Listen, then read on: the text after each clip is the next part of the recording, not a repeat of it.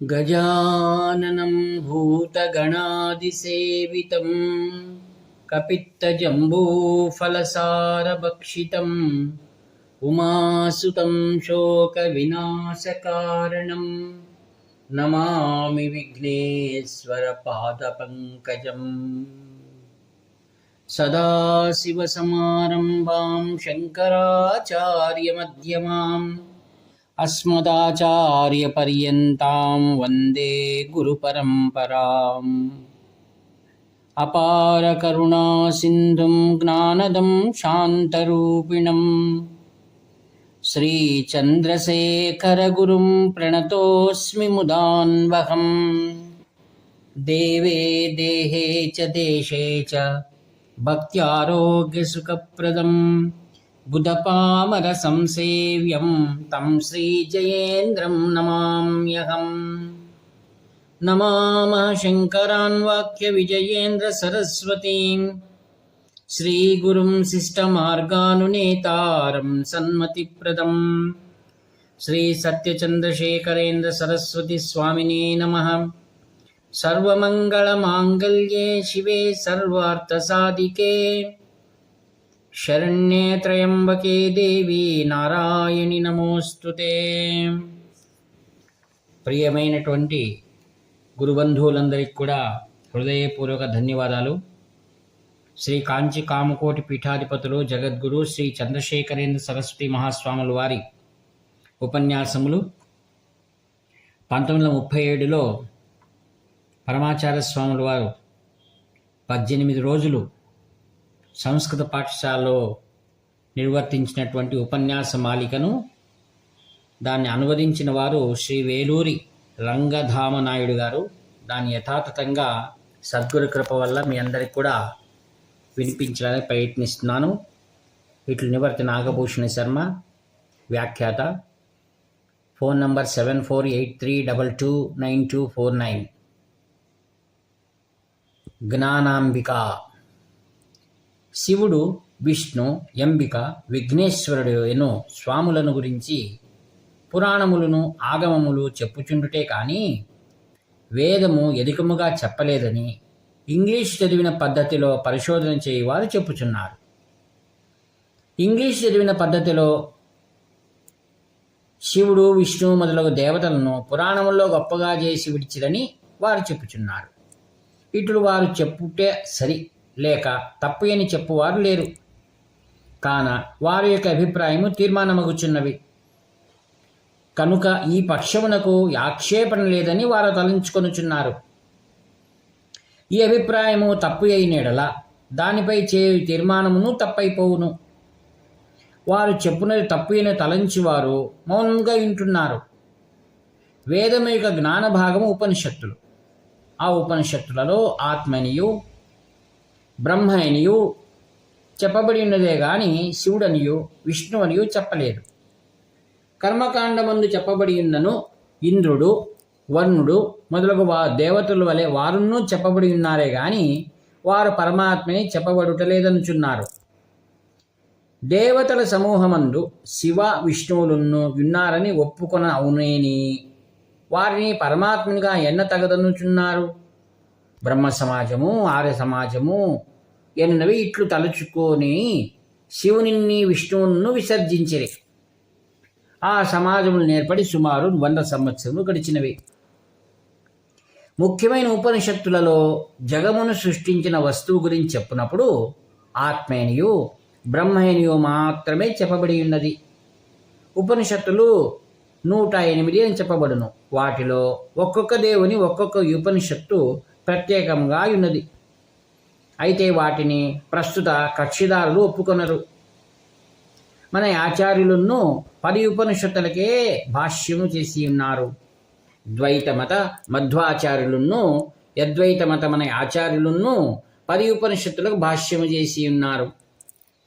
శ్రీరామానుజులు ఉపనిషత్తులకు ప్రత్యేకంగా భాష్యము చేయలేదు। ఇతర గ్రంథములలో 10 ముఖ్యమని అంగీకరించి ఉన్నారు। ఈశ, కేన, కఠ, ప్రశ్న, మాండూక్య, ముండక, తైత్తరీయ, బృహదారణ్యక, చాందోగ్య, సుబాల ఎను 10। మొదటి ఉపనిషత్తు ఈశావాస్యం అనబడును। ఈశేను శబ్దముందులో మొదటిగా వచ్చట వలన ఇది ఈశావాస్యమని చెప్పబడుచున్నది. రెండో ఉపనిషత్తు కేనము. ఆత్మ ఎవరు, అది గుణమును గ్రహించినప్పుడు దాని పేరేమి, స్వరూపమేమి, నామము లేదనగా బ్రహ్మని చెప్పనవును. అయితే అనుగ్రహార్థము రూపము గ్రహించినప్పుడు దాని పేరేమి, రూపమేమి అని కేనోపనిషత్తు ప్రారంభించి ఈ యొక్క కథను చెప్పి ఉన్నది. కథ ఏమనగా, ఒకానొక కాలముందు దేవతలకును యశురులకును యుద్ధం నడిచెను. పరమాత్మ దేవతలకు సహాయముగా ఉండిరి. దేవతలు జయమునొందిరి. పరమాత్మ వారికి సహాయం చేసినది వారికి తెలియదు. జయము పొందిన తోడనే దేవతలు కూడి తమ యొక్క జయమును కొనియాడిరి. అప్పుడు వారు తమ్ము మెచ్చుకొనిరి. అహంభావం వలన యశురగుణమును వారు పొందుతురని భగవంతుడు తలంచి వాళ్లకు సద్బుద్ధి అంకురించుటకు కొంత దూరంలో ఒక పెద్ద స్వరూపముగా తాము నిలిచిరి. దాని పాదము, శిఖ ఏదియు దేవతలకు తెలియలేదు. అది ఏదైనది వారికి తెలియలేదు. ఆ రూపమునకు యక్షమని పేరు. దేవతల్లో శక్తి అధికము గల యజ్ఞిని ఆ యక్షుని వద్దకు వారు పంపి అది ఏమని తెలుసుకొని రమ్మని చెప్పిరి. అగ్ని సమీపమునకు పోవుటకు ముందు ఆ యక్షమే వారిని చూచి, నీవెవరని అడిగాను. నేను అగ్నిని, నాకు జాతవేదస్సుడని పేరు కలదు అని యజ్ఞి చెప్పిరి. నీ యొక్క శక్తి ఏమి అని యక్షం అడిగాను. నేను దేనినైనాను కాల్చి భస్మము చేసి విడుతున్నని యజ్ఞి చెప్పిరి. అటులైతే దాన్ని దహించమని యక్షము చెప్పి ఒక తృణమును వారి వైపు వేసినది. తన యావచ్చక్తి ఉపయోగపరిచినను యజ్ఞికి ఆ తృణమును దహించ శక్యము కాకపోయేను. దాన్ని వారు లజ్జ పొంది దేవతల వద్దకు మరలి వచ్చి జరిగిన విషయం చెప్పిరి. దానిపై దేవతలు వాయువును యక్షుని వద్దకు పంపిరి. వాయువును యక్షమడిగిన ప్రశ్నమునకు తాను దేనినైనాను జగత్తును కూడా ఎత్తుకుని పోగలనని వారు బదులు చెప్పిరి. ఒక తృణమును వారి ముందు యక్షం వేసి దాన్ని ఎత్తమని చెప్పారు. వాయువు వల్ల సాధ్యము కాకపోయేను. వారును మరలిపోయిరి. అందుపై దేవరాజైన ఇంద్రుడే పోయెను. అప్పుడు యక్షము యంత్రధానమాయెను.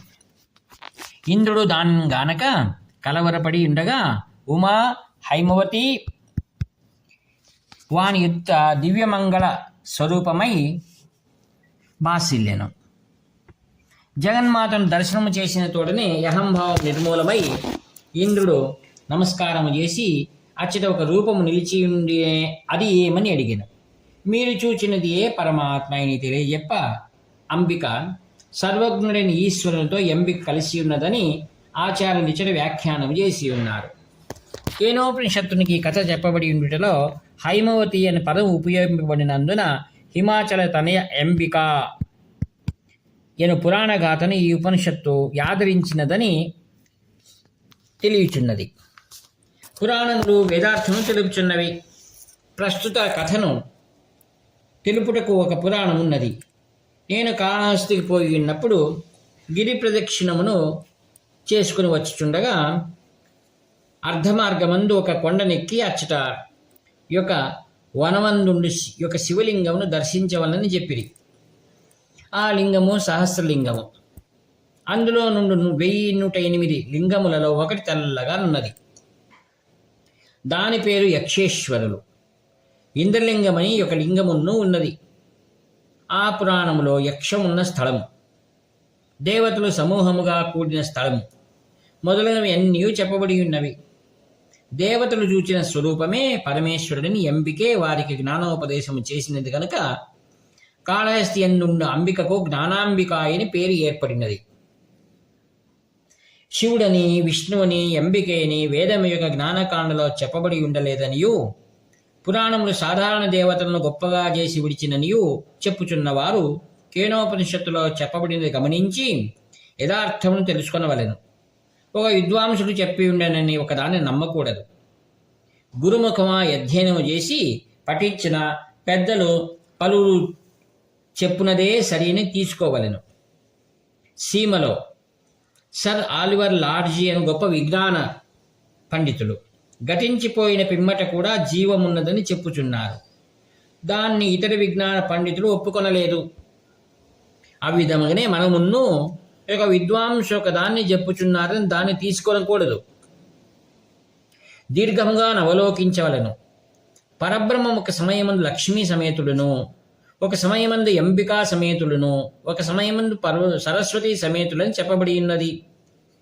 పార్వతియు పరమేశ్వరును పరబ్రహ్మము, లక్ష్మియు విష్ణువును పరబ్రహ్మము, సరస్వతి బ్రహ్మయును పరబ్రహ్మము. ఒక్కొక్క స్థలమందు ఒక్కొక్క భావం అధికముగా చెప్పబడి ఉన్నది.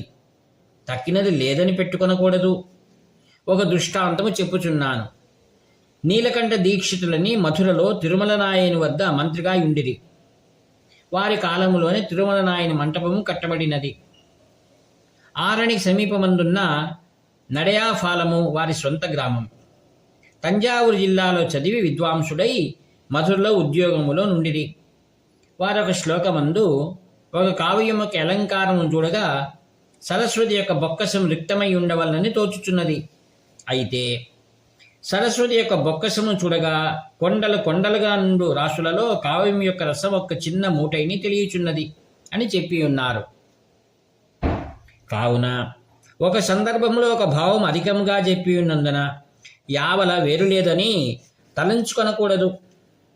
నీలకంఠ దీక్షితులు తిరువిళయ్యాడర్ పురాణమును సంస్కృతంలో చేసి ఉన్నారు. దానిని వారు అంకితము చేయనప్పుడు నా యొక్క ఆత్మను మలయధ్వజ పాండ్యకుమార్తె యొక్క చరణములకు అర్పణము చేసి విడిచితిని, ఈ గ్రంథమును ఇద్దరికిన్నీ అర్పణము చేసి విడిచితిని అని చెప్పి ఉన్నారు. కాళహస్తి జ్ఞానాంబ మొదలు చేసి మధుర మీనాక్షి వద్దకు వచ్చి వేసి